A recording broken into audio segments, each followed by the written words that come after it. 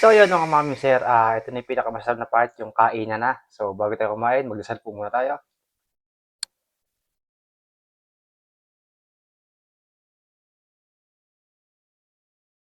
So yun, kainan na po. Meron tayo dito ginawa si Papa kaninang fried rice. Ala chow pan siya, may mga itlog-itlog. Kain po. Malasag. Natin yung may gulay. May talong guys, yan. Nainit nga lang.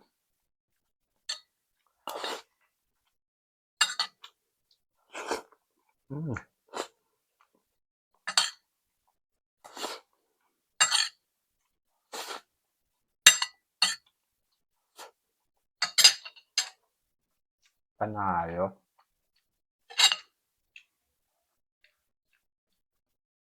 Magluto, Jomar.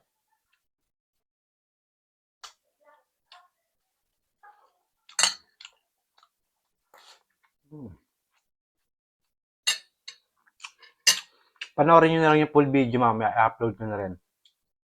Kain po tayo.